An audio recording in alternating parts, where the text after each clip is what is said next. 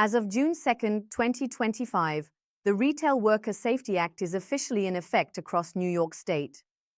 This new legislation introduces critical protections for retail employees and imposes new compliance responsibilities on employers. In this video, we'll unpack everything you need to know to stay compliant. Violence and harassment against retail workers have surged, especially during the pandemic and its aftermath. In response to growing concerns from labor advocates, the state legislature passed the act in 2024, with enforcement beginning June 2025. The goal? To reduce physical and verbal abuse, provide safety protocols, and prevent tragedies before they happen. Who the law applies to? The law applies to retail businesses with 10 or more employees across any number of locations in New York State. This includes grocery stores, clothing retailers, pharmacies, and any business selling consumer goods directly to the public. It does not apply to establishments that primarily serve food for on-premises consumption, like sit-down restaurants.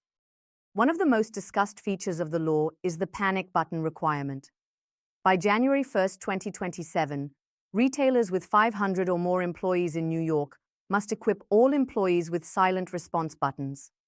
These retail employers must provide workers with a device or system that lets them silently alert emergency services during violent incidents. These can be wearable devices, fixed stations, or mobile apps. The goal is to allow discrete emergency alerts to on-site security or managers, but you must start developing your plan now, and you'll need to include panic button training in your safety program. All retail employers covered under the Act must develop and implement a written workplace violence prevention plan. This must outline procedures for handling threats, de-escalation techniques, emergency response, and employee training. Training must be delivered to all employees upon hiring and annually thereafter. Businesses with under 50 employees must offer this every 2 years. Those with 50-plus employees must train staff annually. And yes, it must be documented.